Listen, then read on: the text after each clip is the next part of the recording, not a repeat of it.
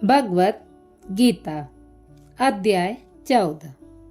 अर्जुन, जग में कामना करे जीव का नाश, जिसे सर्वदा जगत में हो संपत्ति की आस। लक्ष्मी निज दिन जोड़कर धरे तिजोरी बीच, अर्जुन वह संसार में महा कहाए नीच। नर ऐसा संसार में रंच नहीं यस पाए, इस तन को जब त्याग दे तुरंत नरक में जाए। इसी हेतु है मित्रवर करो कामना दूर, हो अर्जुन निष्काम तुम करियो युद्ध जरूर। अध्याय 14। गुण त्रय विभाग योग। तदंतर भगवान श्री कृष्ण जी ने अर्जुन से कहते हैं कि ज्ञानों में भी परोत्तम ज्ञान में तुमसे भी फिर से कहूंगा कि जिसको समझकर समस्त साधन करने वाले मुनि लोग परम सिद्धि प्राप्त कर गए हैं।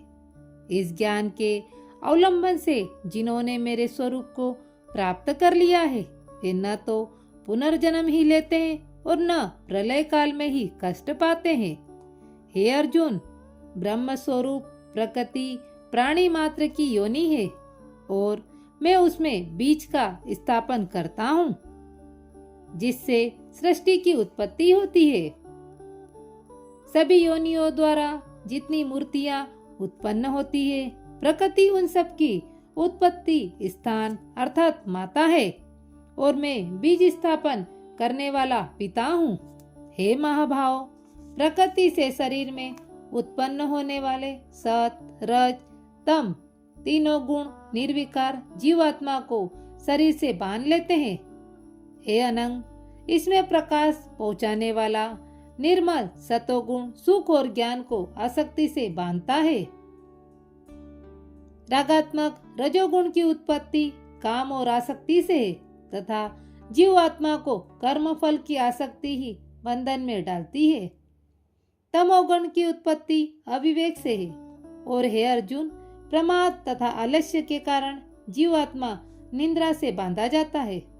हे अर्जुन, सतोगुण सुख में, रजोगुण कर्म में तथा तमोगुण ज्ञान पर आवरण डालकर प्रमाद के वशीभूत कर देता है। इसी भांति रज और तम को दबाकर सतोगुण, सत और रज को दबाकर तमोगुण एवं सत और तम को दबाकर रजोगुण की प्रधानता होती है। अतएव जब इंद्रियों द्वारा शरीर में ज्ञान शक्ति की पराकाष्ठा होने लगे, तब सतोगुण बड़ा हुआ समझना चाहिए तथा हे भारत, रजोगुण की परिवृद्धि में लोभ, कर्मों में प्रवृत्ति, अशांति, कामनाओं तथा विषय सुखों की लिप्सा उत्पन्न होने लगती है। और हे कुरुनंदन, तमोगुण की वृद्धि से अज्ञान, शुभ कर्मों में निरुद्धमता, प्रमाद, मोह और आलस्य इत्यादि उत्पन्न होते हैं। बढ़े हुए सतोगुण में जब किसी की मृत्यु होती है तो वह प्राणी ज्ञानियों के निर्मल दिव्य लोकों को प्राप्त करता है। रजोगुण के उदय में मृत्यु प्राप्त हुआ मनुष्य कर्मासक्त मनुष्यों में जन्म लेता है और उसी प्रकार बढ़े हुए तमोगुण में मृत्यु प्राप्त पुरुष निम्न श्रेणी के मूढ़ योनियों में जन्म लेता है। सतोगुणी कर्मों का फल निर्मल और सात्विक तथा रजोगुणी कर्मों का फल दुख एवं तमोगुणी कर्मों का फल अज्ञान होता है। सतोगुण से ज्ञान, रजोगुण से लोभ व तमोगुण से प्रमाद, मोह एवं अज्ञान की उत्पत्ति होती है। सतोगुणी पुरुष को उत्तम लोक स्वर्ग, रजोगुणी को मध्य का मनुष्य लोक तथा तमोगुणी पुरुष को निम्न श्रेणी की योनियां प्राप्त होती है। जब दृष्टा गुणों में निर्लिप्त रहकर आत्म तत्व को जान लेता है तो मेरे स्वरूप को प्राप्त हो जाता है।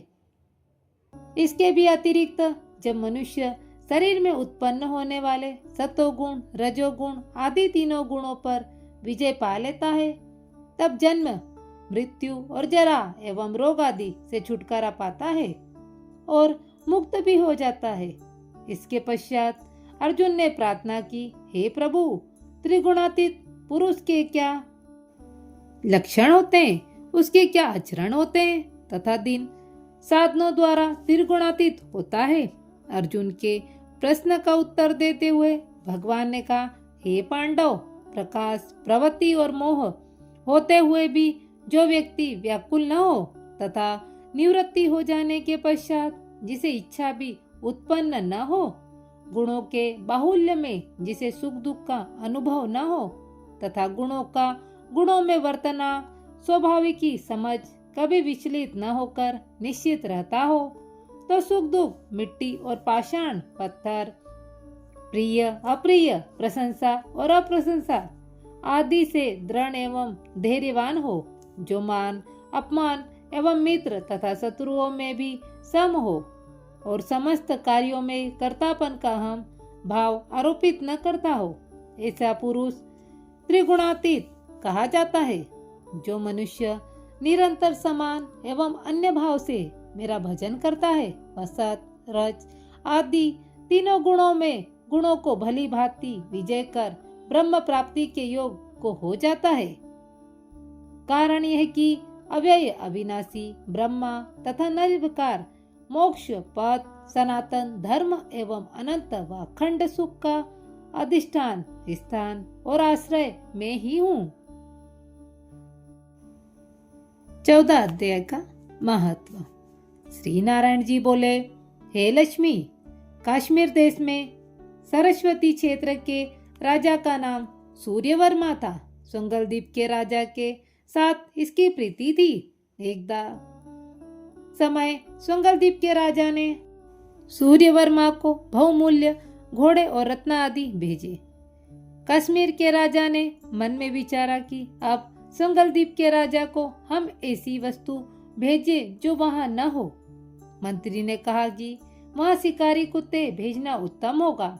सोने की जंजीर के साथ मखमली गंदेलों पर डोलियों में बिठाकर कुत्ते सुंगलदीप भेजे। राजा प्रसन्न हुआ, बोला, हम लोग भी शिकार खेला करेंगे। एक दिन किसी दूसरे राजा के साथ राजा शिकार खेलने गया। उसने शर्त बांधी कि जिसका कुत्ता शिकार मारे सो लेवे। सब राजाओं के कुत्तों एक खरगोश के पीछे दौड़े। सब कुत्ते पीछे रह गए। सुंगलदीप के कुत्ते ने खरगोश को जख्मी किया। खरगोश रुधिर गिराता हुआ भागा और कुत्ता उसके पीछे पीछे भागा। आगे एक कुटिया के पास कच्चा तालाब था। वे दोनों इस तालाब में जा गिरे। तब राजा घोड़ों को दौड़ाकर पहुंचा तो वे दोनों दिव्य देह पाकर बैकुंठ को जा रहे थे। उन्होंने राजा से कहा, हम तेरी कृपा से बैकुंठ को चले हैं। राजा ने संत जी से पूछा, ये कैसा कौतुक है? संत ने कहा, हे राजन, मेरे गुरु इस तालाब में स्नान करके नित्य गीता जी के 14वें अध्याय का पाठ किया करते थे। मैं भी यहाँ स्नान करके नित्य गीता जी के 14वें अध्याय का पाठ किया करता हूँ। उसी जल के स्पर्श से यह दोनों बैकुंठ को चले हैं। राजा ने उनके पिछले जन्म की वार्ता पूछी। संत ने कहा, यह खामोश पिछले जन्म में भ्रष्ट ब्राह्मण और यह कुतिया इसकी स्त्री थी। उसने स्त्री को बहुत सिखाया तो स्त्री ने इसको विष देकर मार दिया। इसने स्त्री को बहुत मारा और इसकी स्त्री अंत में परेशान हो गई। जब दोनों मरकर यमलोक में गए तो वहां जाकर धर्मराज ने आज्ञा दी कि भ्रष्ट ब्राह्मण को खरगोश का जन्म दो, स्त्री को कुत्ते का जन्म दो। तब जब दोनों ने पुकार की कि महाराज, हमारा उद्धार कैसे होगा? तब धर्मराज ने कहा कि जब गीता जी के 14वें अध्याय का पाठ करने वाले संतों के स्नान का जल स्पर्श होगा तभी तुम्हारा उद्धार होगा। अब इन दोनों का धर्मराज के वर से उद्धार हुआ है। तब राजा ने उन्हें नमस्कार करके अपने महल लाया। अपने पंडित से नित्य प्रति राजा गीता जी के 14वें अध्याय का पाठ सुनने लगा। नित्य प्रति गीता सुनने से राजा का उद्धार हुआ। वह देह त्याग कर बैकुंठ को गया। राजा नारायण जी ने कहा, हे लक्ष्मी, कि इसका उद्धार होवे। तो राजा का उद्धार हुआ। यह 14वें अध्याय का पाठ का अध्याय मैंने तुमको सुनाया है और तुमने इसको श्रवण किया है।